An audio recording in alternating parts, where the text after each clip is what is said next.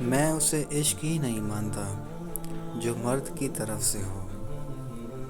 مرد بھی عجیب شے ہے، بیوی میں طوائف جیسی ادائیں اور طوائف میں بیوی جیسی وفاداری تلاش کرتا ہے۔ جس نیت سے طوائف برقع پہنتی ہے، مرد بالکل اسی نیت سے داڑھی رکھ لیتے ہیں۔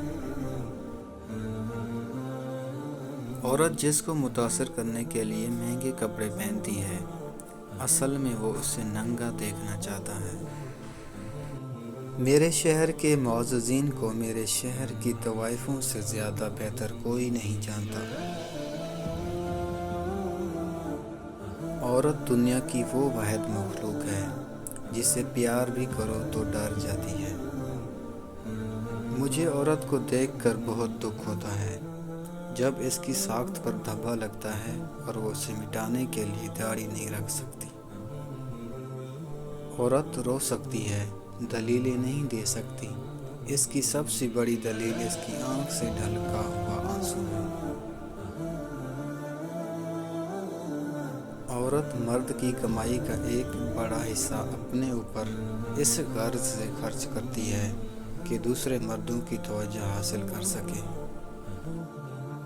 مسجد میں دیوبندی، شیعہ، سنی، وہابی، سینما میں ایک ذات۔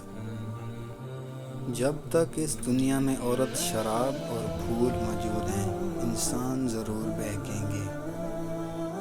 ہمارا معاشرہ ایک عورت کو کوٹھا چلانے کی اجازت تو دیتا ہے مگر تانگا چلانے کی نہیں۔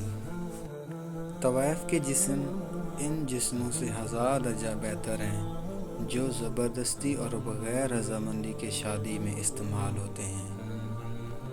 جس ملک میں ہم رہتے ہیں، سر ننگا ہو تو کہتے ہیں تمہاری نماز نہیں، بندہ پورا ننگا ہو تو کہتے ہیں بابا پہنچی ہوئی سرکار ہے۔ بھوک کسی بھی قسم کی ہو، بہت خطرناک ہے۔ مرد بھی عجیب ہے، محبت عورت کا جسم دیکھ کر کرتا ہے۔ عورت بھی عجیب ہے، جسم دکھا کے مرد سے عزت کی امید رکھتی ہے۔ جب عاشق کے پاس لفظ ختم ہو جاتے ہیں تو چومنا شروع کر دیتا ہے۔ جب مرد کی مردانگی ختم ہو جاتی ہے تو وہ اپنی مرضی کو پلٹ پلٹ کر دیکھنے لگتا ہے۔ بیٹی کوئی پیدا نہیں کرنا چاہتا، لیکن بستر پر سارے مرد عورت چاہتے ہیں۔ عورت مرد کی محبت کو ہوس اور اپنی ہوس کو ہمیشہ محبت سمجھتی ہے۔ ہمارے ججوں نے دھوتیاں باندھ رکھی ہیں، جب عوام انصاف مانگنے آئے تو آگے سے اٹھا دیتے ہیں اور جب طاقتور آئے تو پیچھے سے اٹھا دیتے ہیں۔ مرد عورت سے ادائیں طوائف والی اور وفا کتے والی چاہتا ہے۔